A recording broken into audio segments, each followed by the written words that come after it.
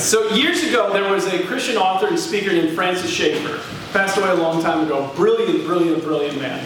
And I was watching it was a VHS series he did. So some of your young people were like, what's a VHS? Ask your parents. So this VHS series he had done on how to really interact with our culture.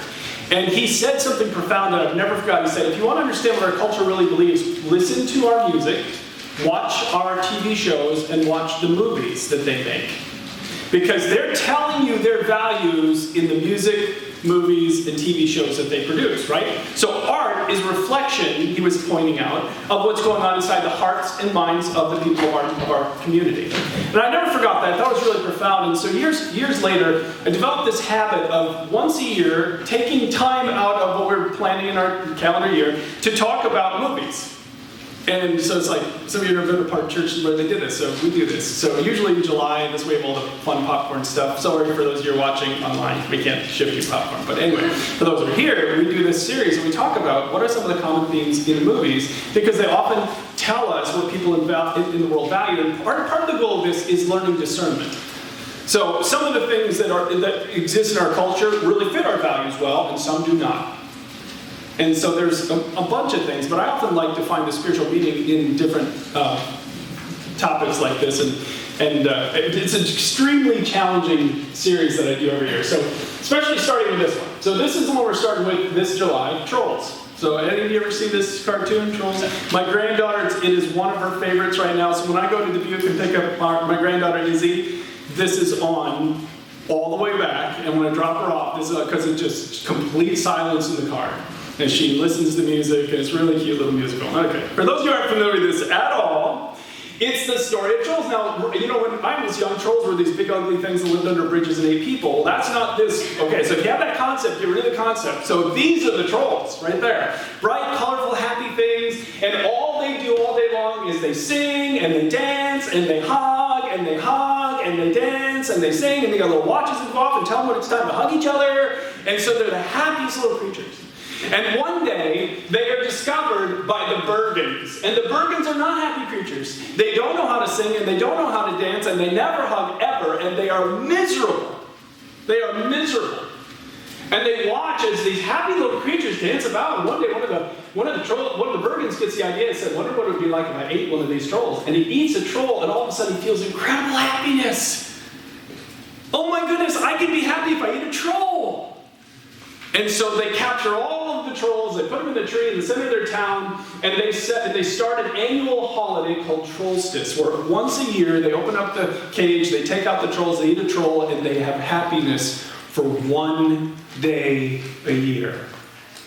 One day a year of happiness. The rest of the time miserable, but that one day they're happy. Until, of course, at the beginning of the movie, all the trolls escape. And now, all of a sudden, the Bergens are left with nothing to make them happy. So in case you haven't caught it, one of the major themes of the movie is the theme of happiness. Now, is happiness important to Americans today? Oh my goodness. It's like every other thing is about happiness. And what will make me happy? Well, one thing would make me happy, I'm not going to do that because that doesn't make me happy. And it's all about the individual pursuit of happiness. Now, how are we doing in the individual pursuit of happiness? Are we as a nation becoming a happier nation? Every year, you know, they run surveys. The latest I could find was 2022, American happiness hits a record low. Every year it goes down, and every year it gets worse. So if I were to ask you to sit down right now and make a list of all the words you would use to describe the average American, happiness wouldn't be in the list, would it? Angry, depressed, violent. You know, all kinds of other words would go in the list, but happy wouldn't be there.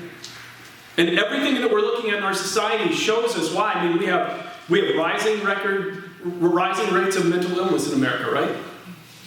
It's becoming an epidemic. We have rising suicide rates. In some categories, it's becoming one of the top causes of death every year. We have serious issue with loneliness. which has long-term health consequences. We're not happy. And if I were to say to you, can you picture one person in your life today that's not very happy? Does someone come to mind? You have anyone you work with that's not very happy right now? Or someone in your family that you know isn't very happy right now? It's a huge issue.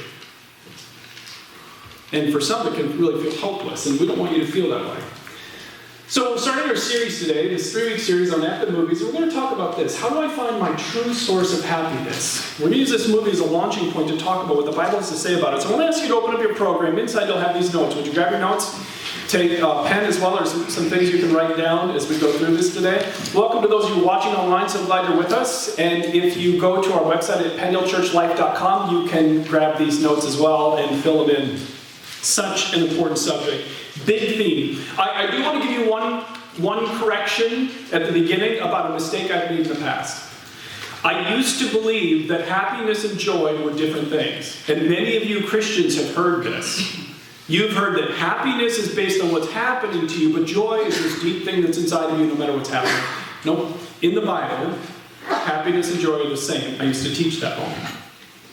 I used to think they were separate. But if you want to read more about it, just let me know. I'll just go to the website of a guy named Randy Elkhorn. He points out all the verses where joy and happiness are the same thing in the Bible. So if you've ever heard that, get that out of your mind. I'm going to use the words interchangeably today because the Bible does. Joy and happiness are the same. So that's a key lesson for me to learn. So with that in mind, let's jump into this today. The first thing I want you to write down is this. We understand that we were created for happiness, which sounds kind of strange in light of what I just told you about, how unhappy we are, but we were really created for it. We were created for happiness. And we really need to understand this, and I'll show you what I mean by this. At the beginning of the movie, the trolls escape, right? And it's the only thing that makes the Bergens happy is to eat a troll, and now all of a sudden the trolls are gone. And so at the beginning, after the trolls are gone, the prince goes to his dad, the king, and he says to his dad, "Dad, I never got to eat a troll. What's going to make me happy now?" And the dad picks him up and says, "Nothing. Absolutely nothing. You will never, ever be happy." And the boy says, "Never," and the dad says, "Ever."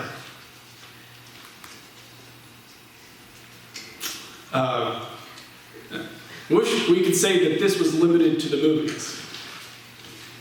But the reality is, if I asked you, have you ever had a season in your life where you wondered if you would ever be happy again? All of a sudden, many people would say, "Yeah, I've had that. I've certainly had that myself." And there are people that have given up the idea that you actually can be happy in a world like ours. So why would I say that you and I were created for happiness? So I want to show you this. Let me ask you to think about this. If I were to ask you to describe Jesus, what words would you use to describe him? If I were to ask you to describe Jesus, what words would you use to describe him? It's interesting how many Americans now use words like angry, mean. You know where they're getting that, right? Us. They're looking at Christians, and they're projecting that onto Jesus. Because how many Americans who don't go to church are sitting here today, and you say, "Hey, where's the happiest place to go?" How many of them say, "The church? I wish I believed what they did so I could go to a place as happy as the average church," right? Do they associate happiness and joy with what happens in the building where the church gathers? No. And they're losing their image of who Jesus is because of this. So it's important for us to actually think about what are the words that describe Jesus. So let me show you what Jesus said. Because this is going to surprise some of you if you've never thought about it this way. Jesus in John 15:11. Hold on, let me show this. If you've never read the book of John, John chapter 15 is one of the most important chapters in the Bible. If you want to read one chapter this week, you're like, "I'm only going to read one." Read John 15. Matter of fact, some of you read this every single day for the whole week. It's one of the most important chapters of the Bible talks about how Jesus wants to connect deeply with all of us. Do you know that? He literally uses this analogy. He said, here's the reality of what it could be like for any human being that chooses this. You can be connected to God like a branch connected to a vine. And then if you will do that, your life will change. Not because of you, but because God will pour into your life a whole new way of living. He said, I'm the branch, you're the vine. So it's this incredible, powerful chapter. And in that chapter, as Jesus is talking to his disciples, he has this message for them. He said, listen, I have told you all this about the branch of the vine so that my joy may be in you and that your joy may be complete. So notice what he's offering them. It's his joy. Now, what this tells us about Jesus is that he was incredibly joyful. Because that verse would have made no sense if he would have told them, if Eeyore, the donkey from Winnie the Pooh, would have said, hey, I'm offering you joy. Would any of you want that offer? Right? You know Eeyore, he always says, oh, you wouldn't believe it because there's no joy there. So when Jesus offered joy, his disciples who lived with him every day for 3 years knew exactly what the offer was. He was living out joy. And he was joyful despite religious persecution and rejection and all these awful things being said about him and slander. And it's like, oh my goodness. And still, Jesus had joy and his disciples knew it. So when he offered it, it made sense to them. He said to them, I want you to have my joy. This is my offer. How many of you, before you walked in here today, if you were making a descriptor of what God is like, what Jesus is like, would have put joyful near the top of your list? Just joyful, happy. That's who he's like. I love what Randy Alcorn said. His love and holiness are found in God's presence because God is loving and holy. So joy and happiness are found in God's presence because what is God? Joyful and happy. I want you to actually write that down. That's what the blank note section on your notes is. God is joyful and happy. Is that your perception, your picture of God? It's this joyful and happy God. Is that your image of God? A lot of people have these false images of God and they keep them from pursuing Him. So, remember what I said? God has created you for happiness? So here's what Jesus says to his disciples. He said, listen, I have joy and I want you to have it. Because look at the verse again. What does he say? I told you this so that my joy may be what? In you. What does Jesus want for his disciples? Joy. What does Jesus want for you in your life? Joy. Happiness. Matter of fact, how much joy? Just a little bit of joy? Is that what he wants for you? No, what does he go on to say? What kind of joy? Complete joy. This is what Jesus' offer is. In the relationship with him, he's saying, listen, I want you to have the joy and happiness that I do in this world. And I want it to be complete inside of you. How many of you thought that's what the offer of God was for your life before you even came in here today? That God is a joyful God and a happy God, and he wants you to experience his joy and happiness as well. So some of you are like, well, okay, if this is all true, then why aren't more Christians happy? Why aren't more Christians full of joy? Good question. And this is where the movie becomes really instructive, because the same mistake that was happening in the movie is happening in America. It's probably happening all around the world, but I can't talk about that. I can talk about what I see here. In order to really experience the joy that Jesus is offering, we have to do what the movie actually instructs us to do. You've got to reject the lie of happiness by consumption. You've got to reject it. It's a lie. Happiness by consumption. Now, in the movie, it's literally consumption. It literally is, eat a troll and you'll be happy. So we're not, obviously, as Americans, consuming little animals. Well, we can get those too. But anyway, it's not the same thing, but consumption is definitely our focus. Now, for this to make sense, you have to actually, I'm going to ask you a question that you won't be able to necessarily answer right here in this moment. You have to actually think about this. I need you to think about this. It's on your notes, it's blank, and I don't have anything to fill in because only you can individually fill that in. Because all of us think that happiness is going to come from something maybe a little bit different. What is it that you think you can't be happy until? You think about all the options in America today that people think that they can't be happy until, right? I can't be happy until I have more money. That's number one, right? In America, that is number one. I'll show you the stat in a minute. I can't be happy until I have a nice house, I get married, gotta get that ring on my finger. Or some people are the opposite. I can't be happy until I get the ring off my finger, right? I can't be happy until I have a family. I can't be happy until I retire. I can't be happy until I'm successful. We all define success differently. So it's like all of these things, like I said, money is number one in America is listen to our music, watch our movies, watch our TV shows. Money, money, money. It's all the money. It's all the more. We never have enough, and we never will have enough. And 80% of Americans believe that more money will make them happier. If only I could consume more, if only I could accumulate more, I would be happier. And that's the problem, is I just don't have enough. And if I had more, then I would be happy and content. And of course, it is a never-ending hole. It never fills anything inside of us. There's a Christian psychiatrist named Paul Meyer. He wrote this. He said, I have had millionaire businessmen come to my office and tell me they have big houses, yachts, condos, nice families, and suicidal tendencies.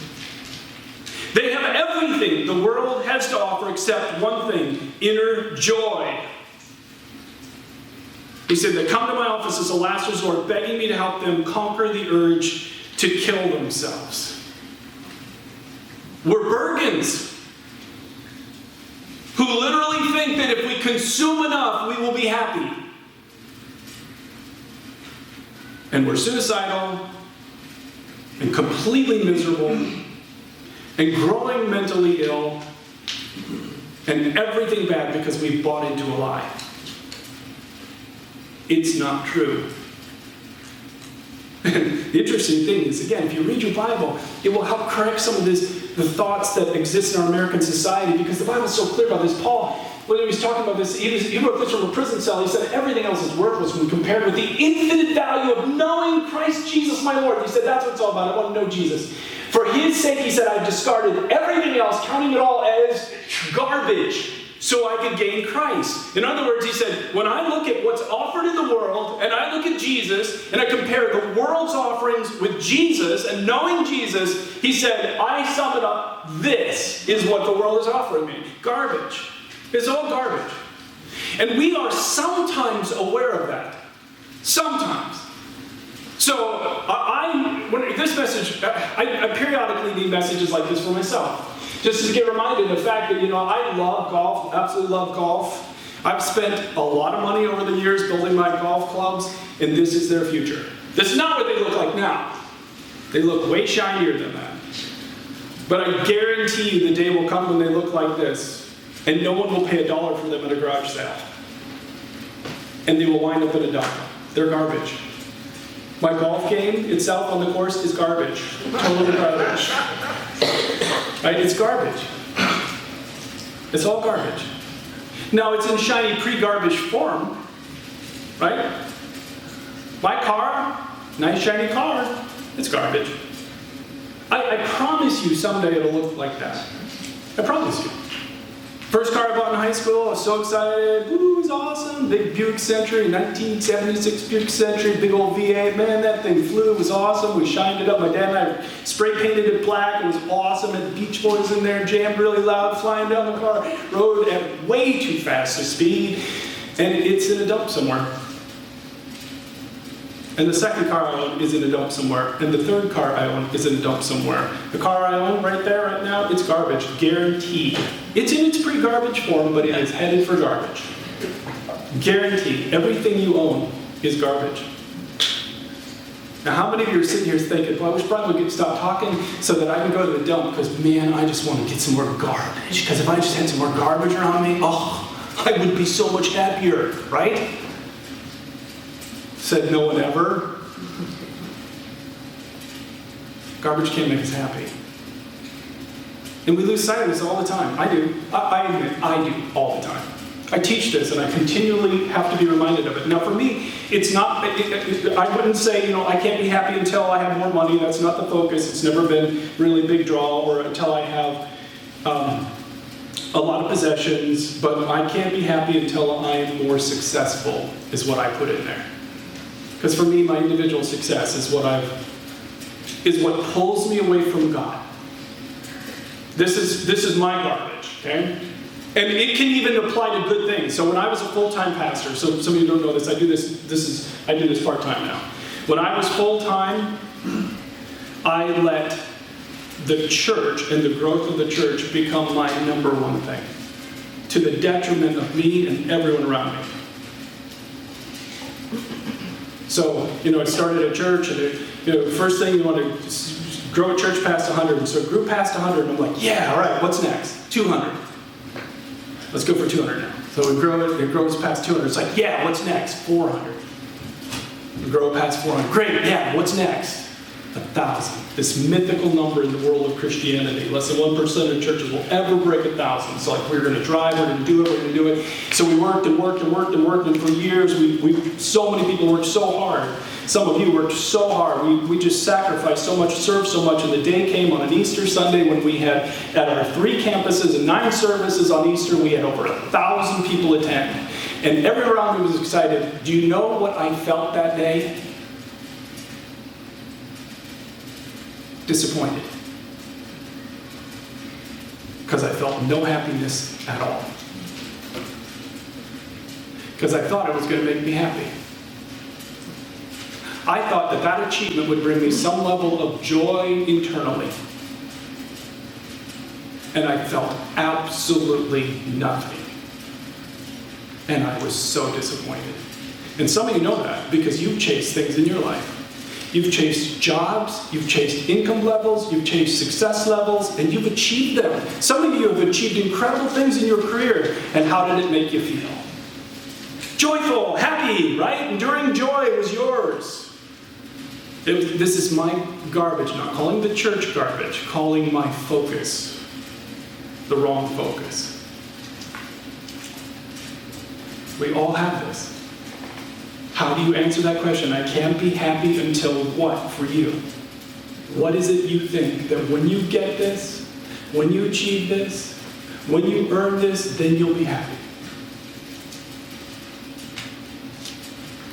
Because the reality is, the only thing that works is pivoting and starting to look for joy in Jesus and His purposes in this world. This is what works. This is what works.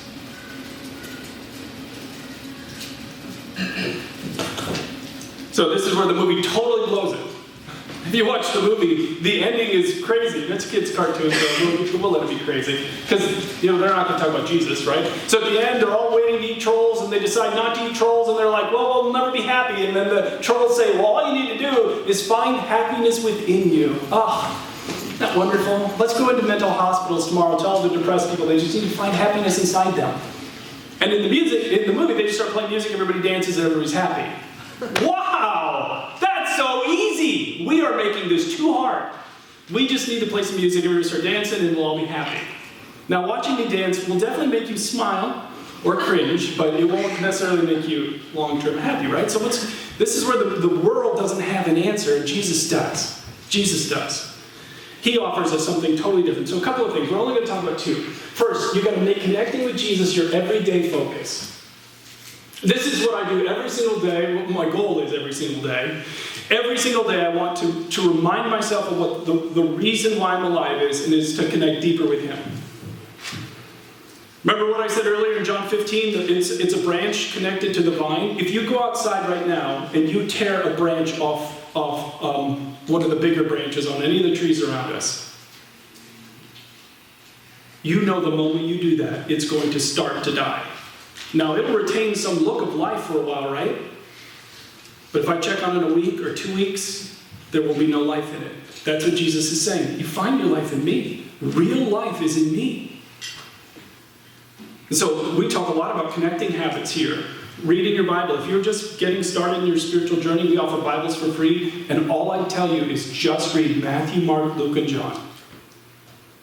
Those are the 4 books that describe the life of, they detail the life of Jesus. Just read them over and over again. Matthew, Mark, Luke, and John. You finish, go back and start again. And make Jesus your focus. Just read and read about Jesus. He will amaze you and surprise you and confuse you. But He's incredible. Make Him your focus. Because I promise when you do, when Jesus becomes your focus, and the more of the focus he becomes in your life, the more joy you experience. And there's an incredible chapter in the Bible. It's not in Matthew, Mark, Luke, or John, which I told you, but the very next book in the Bible is called Acts, after those four. And it's the story of the spread of the church. And there's this incredible story in Acts 16. Paul and Silas, two missionaries, go into this community called Philippi. Any city with "pi" in the title seems like a good city to go to. So they go to Philippi, and it's not a good city. They actually get arrested, falsely accused of breaking Roman law, which they haven't done. And so a mob forms. Can you imagine being surrounded by a mob and you're in a city where nobody really knows about Jesus? You're there just to tell people about Jesus. They strip them. They take sticks and they beat them severely. Then they drag them into their dungeon. It says dungeon. And they lock their feet in stocks. So they have nothing, right? And they respond like any one of us would in those circumstances. Let's say that tomorrow the world changed and it was illegal for you to do this. And they found out that you came to a church service today. There are places like North Korea, if you came to a church service and they caught you, you are dead. Dead. They will imprison you, torture you, and then kill you. And there are plenty of places around the world where that happens. Where it is unsafe to gather. Afghanistan, lots of places in the Middle East, where it is unsafe today to name the name of Jesus. So let's say that we were in one of those countries, and that's what happened. We got together, and all of a sudden they came in, and police came in with guns and batons, and they beat us. They took us away. They confiscated all of our property. We were fired from our jobs. We lost all of our money in our savings account. All we had was the clothes on our back, and we were in a prison cell, and we'd been beaten, and we were chained to the floor. How would you be reacting right now? Criticizing God? Complaining? Look at how they responded. Around midnight, Paul and Silas were praying and singing hymns to God. Isn't that crazy? You know why? Remember what I said is the source of joy? The real source of joy is a person. It's Jesus. Now, they have no stuff in prison, right? They got no money. They got no possessions. They don't have a nice, shiny new chariot. They got nothing. But can you have a connection with Jesus in prison? Yeah. You can connect with Jesus anywhere. And when you know that this is the source of joy and you make Jesus your entire focus, then you can have joy even in a prison cell because you can connect with Jesus in a prison cell. And so the more we make Jesus our focus, the more potential for joy we have in our lives. Because it's all about him. Remember what he said, I came that you may have joy, and I want it to be complete joy. This is what Jesus is offering us, complete joy. There you see it right there. So you have to establish some connection habits. For me, my primary connection habit is I get up in the morning, and I read my Bible, and I spend some time praying before I ever go to work. And I make that my primary connection habit. But I'm also so easily distracted. I sometimes feel like a yo-yo. Like, I'm really doing good, I'm really doing bad. I'm really doing good, I'm really doing bad. So one of the things that I've added as a habit, I added this years ago, in my prayer notebook, when I'm thinking about things I'm praying for during the day, I have this phrase written down. And I make myself think about all the things that day that I will be tempted to find my happiness in.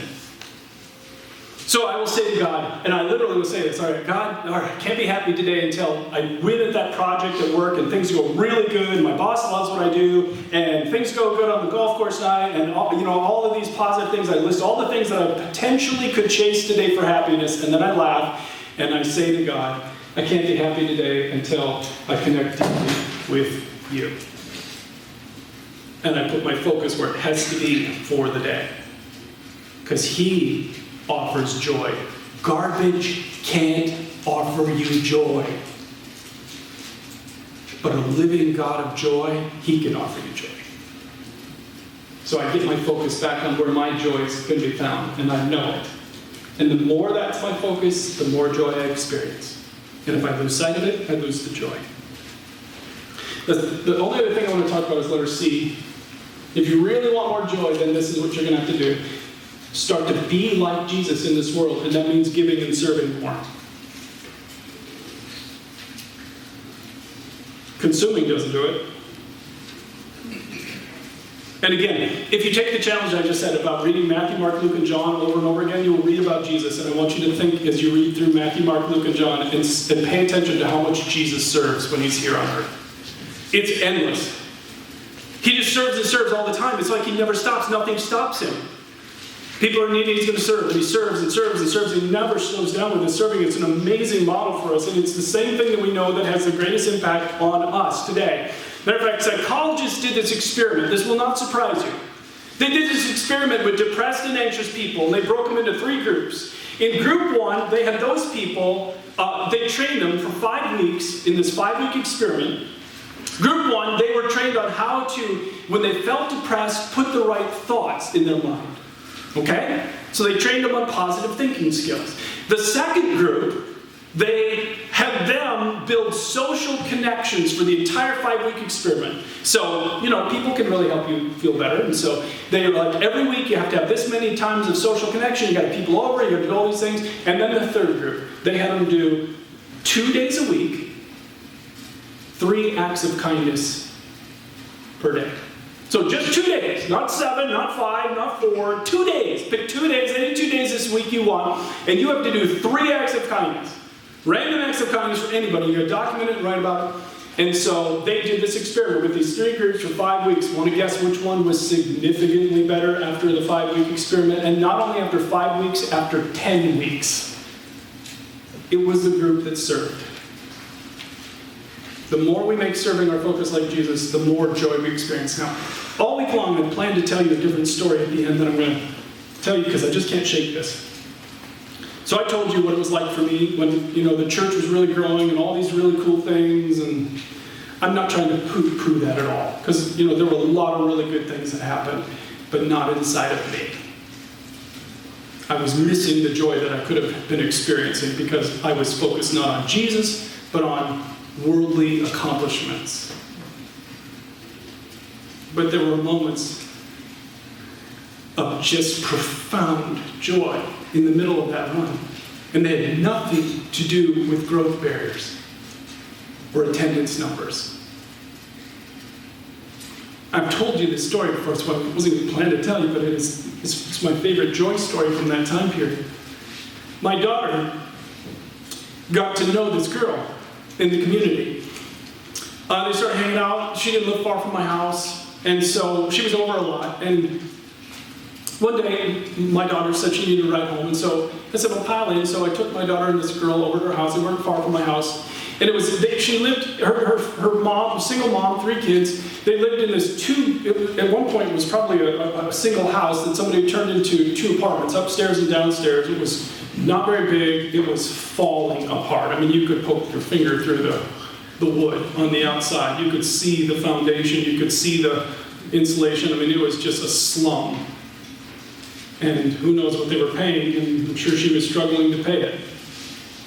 And I was heartbroken. So whenever that girl was over, we'd make sure, hey, do you want something? Can we get you something? It's like, I want to do some more to serve. Well, as we got closer to Christmas, probably my daughter came up with the idea, why don't we do something for them for Christmas, Dad? Like, great idea. So my daughter got the mom to give us a list of things that they wanted. So what the mom would want, and then the daughter, and then she had 2 younger brothers, and so the boys, of course, gave a long list. They were young boys of all the things they would want, and we really pushed them, to get that list filled out. And then we went to the store, and we bought everything on the list, everything, and we wrapped it all. We put it in the back of the van. To this moment, I can still see the back of my van and how I felt when we pulled up in front of their house right before Christmas and opened that up, and how I felt walking in with armloads. We couldn't even take it all in one trip. And the joy we saw on their face, that's what I remember. Isn't it interesting that the greatest moment of joy that I can tell you from that entire run was an act of service? When I was probably being more like Jesus than at any other time. So how happy are you today? Do people really see joy inside of you? And I want to be really clear to say this. Please Notice this. It doesn't mean happy all the time. Please don't hear me saying that. Like if you're ever sad, something is wrong and you're sinning. No. Jesus got sad, Lazarus died, and he wept. When he went to Jerusalem and saw that they were going to reject him and knew the cross was coming, it says he sat on the hill and wept because he wanted so badly for them to know the love and joy of God and they were going to miss it all. So it's not like it's the only emotion, but it should be a powerful and commonly present emotion in our lives if we say that we love Jesus and follow him. Is joy. So it's not the only emotion. Ecclesiastes makes it very clear there's a time to rejoice and a time to grieve. So both are present, but this should be powerful inside of us. And if it isn't, then you really need to figure that one out. What is it that you think you can't be happy until? Because that's your true God, by the way. For me, success was my true God. And it's a terrible God because it doesn't care at all about me. It's garbage. Is connecting with Jesus your daily focus? And do you see this pattern of giving and serving more in your life? Let me have you bow your heads as we finish up today. You know, again, this Jesus is incredible. He will change your life if you will let him. He's changed my life, the lives of so many others. If there's good that you see inside of me, you know it traces back to him. And he will offer his love and life and forgiveness to every human being. That's the incredible thing about it. No matter what you've done, how long you've done it, he loves you with an as-is love. He's not saying, go clean up this first, go take care of that first. He's saying, listen, you just come to me as you are, because I love you. And I will come make my home inside of you, and I will begin to work from the inside out. And if you're ready for more of Jesus today, then make this first initial step of surrender to him and say, Jesus, I am coming to you as is today. Just as is. Not perfect, flawed, broken. I come to you as is. And I've heard today that you died on the cross for me. And I'm asking you to forgive me. Please come and take over in my life today. In Jesus' name, amen. So I want to thank you for taking the time out of your schedule to watch this service online today. If you found it helpful, we always love to hear from people who are watching online. You can send us an email through the church website. If you go to penielchurchlife.com, in the upper right-hand corner is a box that says, I said yes to Jesus, or I have a prayer request. If you click in that, you can communicate with us as a church. So if you do have something you want us to pray about, put it in there and send it to us, and we'll pray for you as a church. Or if you prayed the prayer at the end of the service and you want to let us know about that, give us your name and address, and we'll send you some material in the mail as a follow-up, as a way to encourage you in the next steps to grow spiritually.